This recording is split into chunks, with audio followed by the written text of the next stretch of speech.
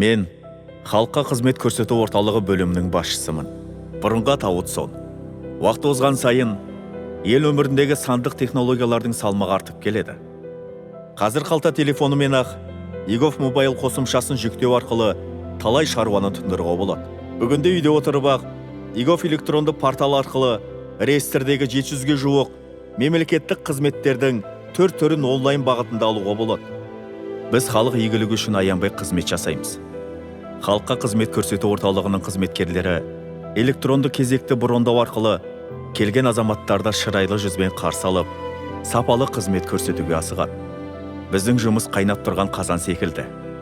Қызығы мен қиындығы да бірге жүреді. Дегенмен, мен өз жұмысымды өте қатты жақсы көрем. Әр жұмыс күнім мен үшін мереке. Бізді күнді-күнде талай-талай қызықты оқиғалар күтіп тұрады. Ол туралы сәл кейінірек. Ал күнделікті жұмысымыз мекеме директорының тапсырмасымен басталады. Қайырлы күн, құрметті әріптестер. Кезекті жиналысымызды бастайық. Біздің басты мақсатымыз сапалы қызмет, саналы нәтиже. Бізде енді өздеріңізге белгілі қазіргі таңда мемлекеттік реестрде 700-ден астам қызмет бекітілген. Оның 600-ден астамы электрондық форматқа көрсетіліп жатыр, яғни 80%-дан астамы. Біздің халыққа қызмет көрсету орталықтары арқылы 100-ден астам қызмет қағаз тасығышта көрсетеміз. Осы 100-ден астам қызметті сапалы көрсетілуін қамтамасыз етуіміз қажет. Ал, құрметті әріптестер, біздің басты мақсатымыз халыққа қызмет көрсету. Қызметіміз сапалы болу тиіс. Орталыққа келген азаматтарға сыпайы болып, оларға көркем мінез танытуымыз қажет. Ал ендеше іске сәт.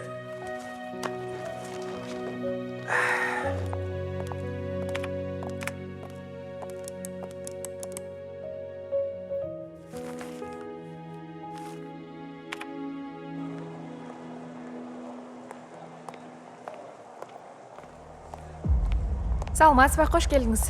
Так, қарындас. Айта беріңіз. Менде уақыт жоқ. Жақында под бизнес жер алғам. Соған госак шығару керек. Түсінікті. Құжаттарыңызды бересіз ба?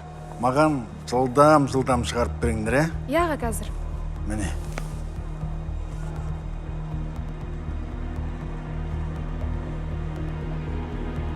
Міне аға, құжаттарыңызды алып, мынау сіздің күту талоныңыз. Залға қарай өтсеңіз, кезегіңіз келгенде шақырады. Қарындас, қайдағы күтуіз ол? Мен саған адам сияқты айттым ғой, қарындас, менде уақыт жоқ деп мен түсініпсің ба? Аға, шамалы сабыр сақтаңыз. Залға қарай өтсеңіз, кезегіңіз келгенде сіздің мәселеңізді тез шешіп береді. Аға, сабыр сақтаңыз. Шақырыңдар мен жерге. Аға, сабыр сақтаңыз. Бастығын шақыр деймін саған. Сабыр сақтасаңызшы, аға. Жұмыс істей алмайсыңдар бар ғой. Не болып қалды? Білмеймін ғой, өзінен өзі айқайлап.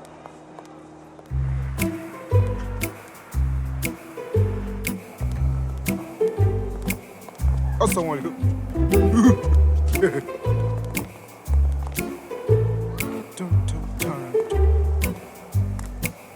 Сәлеметсіз бе?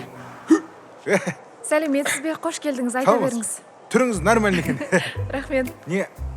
Макуш шақырып жүрсіз, Макушты? Түсінбедім аға, кімді сұрап тұрсыз? Ой, кәдімгі Нұрлан ағаның ше Макуш? Магазинші Нұрлан ағаңыз. Мағжан ғой, бәрі біледі ғой, Макуш. Аға, кешіріңіз. Бұл жерде ешқандай Макуш жұмыс жасамайды. Не қызмет алуға келген едіңіз? Не? Автокөлікке зеркал нөмір алу керек еді. Сол ауылдағылар айтқан ғой, Макуш сонда істеп жатыр, сол барсаң тірлігін бәрін тындырып береді деп ше. Аға, қазір таныстың қажеті жоқ. Ең алдымен автокөліктің құжаттары және өзіңіздің құжаттарыңыз болса болды. Құжатыңыз бар ма?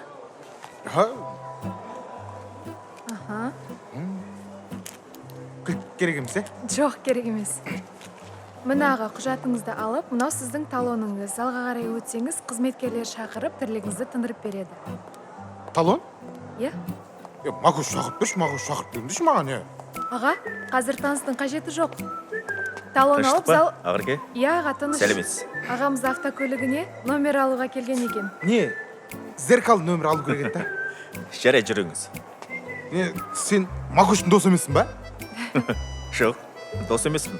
Енді зеркальный номерді әперуге уәде бере алмаймын, бірақ бағыңызға қарап шыққан номерді аласыз ғой. Жүріңіз. Такси керек жоқ па? Жұмыстан кейін апарып тастайын жұмыстан. Жоқ, өз көлігім бар. Жүріңіз. Талонмен ба? Талонмен.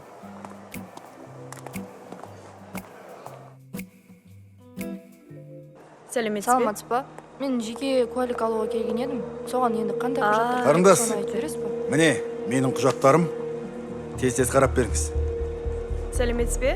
Қолыңыздағы талоныңызда көрсетілген номер бойынша қабылдаймын. Күту залына жайғасыңыз, қазір сізді қабылдап жіберемін. Кезегіңіз келген кезде. Осы сендер бар ғой, өздеріңнің жұмыстарыңды білмейсіңдер.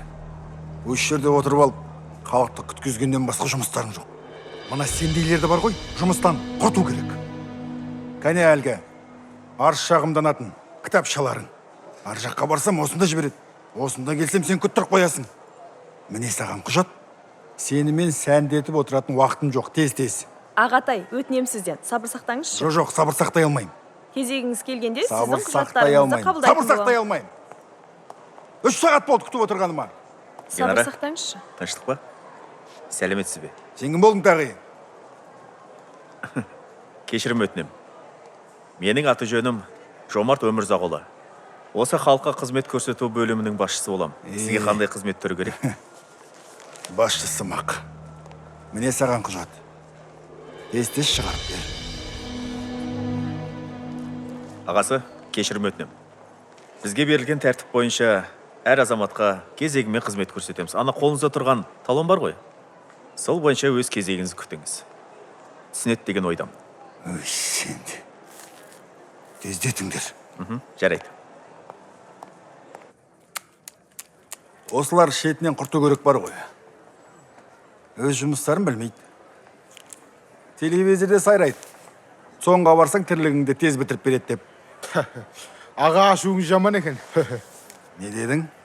Такси керек емес па деп атқаным ғой. Сабырлы болыңдар, балалар. Сабыр төбер сары алтын. Ой, ата. Сіз осы не түсінесіз? Я, балам. Сабырлық имандылықтың негізі. Алла тағала сабырларын жақсы көреді. Да.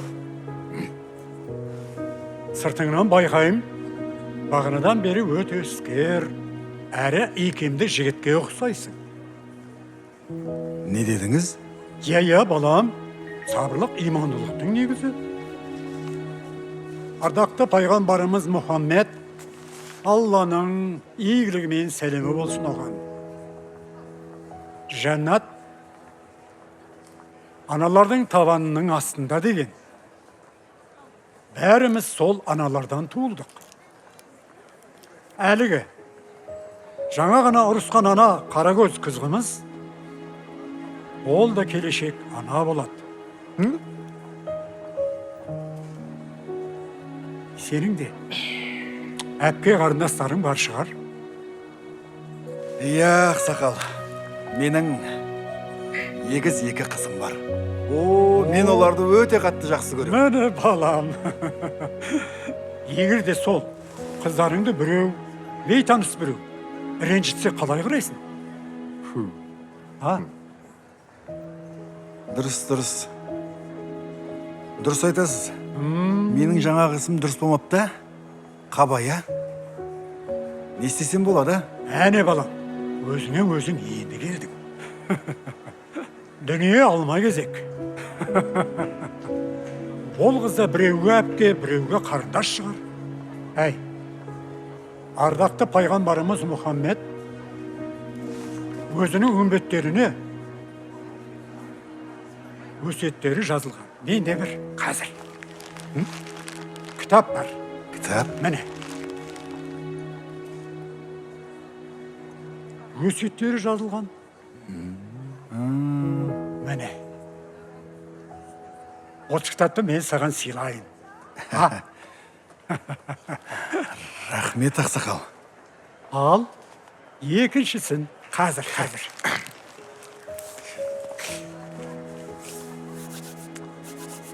Әлігі анау ренжіткен қызың бар емес пе? Сол қарындасыңа апарып берді. Кешірім сұрасаң жөн болар еді. Ha? О, ақсақал, сізге мың алғыс. Алла разы болсын. Сіз де мені кешіріңіз. Бір ауыз сөзбен мені тәубеме келтіріп қойдыңыз. Алла разы болсын. Такси керек емес па, көке?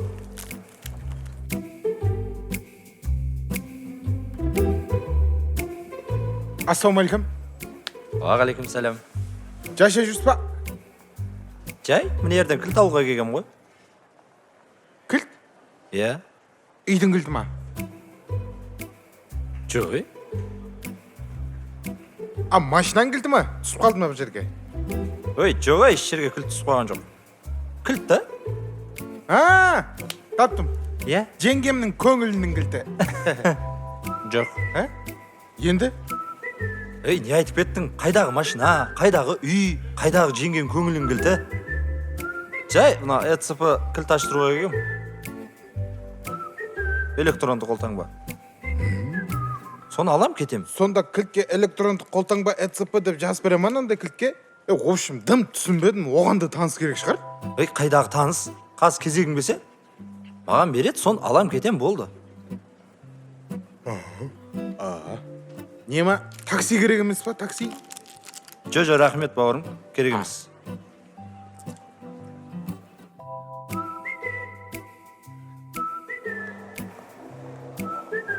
Қайда барсаң да осы, күткенің кезек. Мен үйде балам жылап отыр. Сізге срочно такси керек емес па, жеңге? Қайдағы такси? Не айтып тұрсыз? Үйде балам жылап отыр деймін. Мен не әлінбейін, соған не? Қызық осы жұрттарың. Балам, қанша бала шағың бар? 6 балам бар, ата. Солардың қамы ғой осылай жүргенім. Өкіметтен жәрдем сұрап. Алла тағала, бақытты екенсің. Ой, ата, сол балаларды асырау оңай ма? Үйде көмірім жоқ. Светті де қырқып кетті. Азық түлік алайын десем, оған да қаржым жоқ. Осы жәрдем аққа қарап отырамыз. Жоқ дей бересің. Осы арамыздағы ең бай бақуатты сен өзің екенсің ғой, қарағым ау. Ата, сіз де айта дегенсіз. Сол перзенттерінен асқан байлық бар ма бұл әлемде? 6 жағыңнан 6 тірегің бар. Бір қозы туса, бір түп жусан артық шығады деген, қарағым. Алла тағала шүкіршілік еткен пенделеріне арзық несібесін мол айтып қояды екен. Жоқ деп бергенше барға қанағат. Бейбітшілігі мен тәуелсіздігі жарасқан мына мемлекетте өмір сүргенімізге мыңда бір шүкір. Ал қалғаны еттен еңбекпен келеді. Дұрыс айтасыз, ата. Аллаға шүкір. Барға шүкір. Шүкір, ата. Негіз жеңге, ағанан бері сіздің сыртыңыздан қарап отырмын да. Жақсы келіншексіз. Бірақ 6 бала туамды, нерві не болып кеткенсін. Ата, осы өмірде неше түрлі адамдар бар, Қайтесің ке?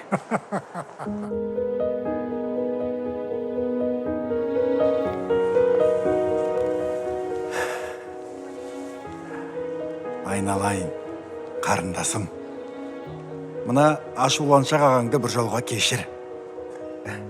Мінекей, мына кітапты саған сыйға тартам. Рахмет, аға. Сіз сияқты жақсы ағама қалай ашуланам? Ой, алтыным сол. Жаратқаным ісіңе берекесін берсін. Рахмет. Енді құжаттарыңызды беріңіз. Мемлекеттік акт, тіркеу парақшасы мен жеке куәлігіңіз. Міне, бәрі дайын, қарындасым. Менде бар ғой, жұмысшылар көп. Барлығы күтіп отыр.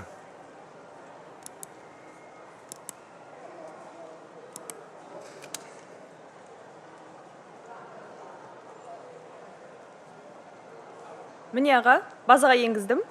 Енді 3 күннен кейін осында келесіз. Құжаттарыңызды беру бөлімінен аласыз. Қарындасым, тағы да кешірім сұрайым. Оқасы жоқ. Жақсы ал, рахмет. Сау болыңыз.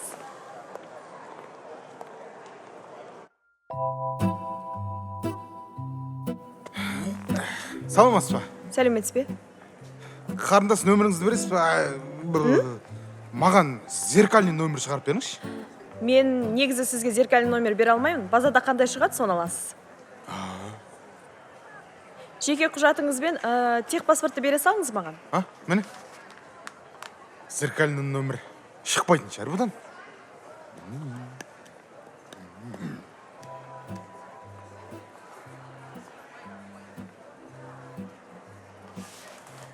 Құттықтаймын сізді. Сіз айтқанда зеркальный номер шықты.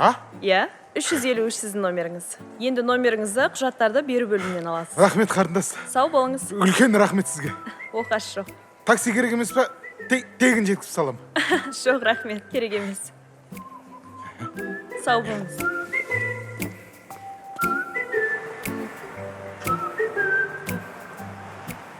Сәлеметсің бе, сіңлім? Сәлеметсіз бе? Мен көп балалы жәрдемақы алу үшін келдім.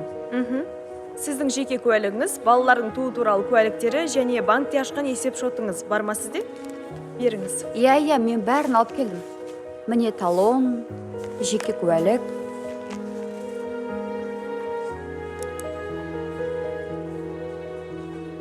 Алты балаңызға тағайындалған әр айдағы жәрдемақы көлемі жалпы 63 мың теңгені құрайды.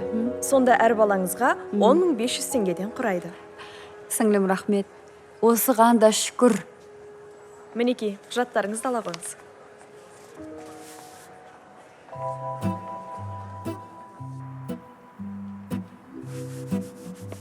Ассалаумағалейкум, көрші. Уағалейкум ассалам, көрші. Бүгін көңіл күйім керемет. Нөмір құтты болсын. Рахмет. Бүгін соңға барғам ғой, зеркальный нөмір алайшы бір деп. Бағыма орай зеркальный нөмір шықты ғой. Құтты болсын, көрші. Рахмет. Негіз бар ғой, көрші. Осы нөмірді соңға бармақ, телефон арқылы алуға болады. Қойш? Иә? Қалай сонда? Міне егов дегенге кіресің, мобайл дегенге. Егов? Ішінде 700-ге жоқ қызмет түрі бар. Өзіңе қажетті қызметті таңдайсың, кнопкасын басасың, болды, дайын. Мен соңға барып әуре болған екем ғонда, тартып алу керек екем. Дұрыс, тартып ал. Не, көрші өзің қақы баратсың? Орталық базарға баратырмын. Жүрсе апарып тастайын, такси керек емес па? 800 теңге. Енді көрші, ағайынның аты озғанша, көршінің тайы озсын деген сөз бар. Әзіл. Отыр кеттік. Жарай.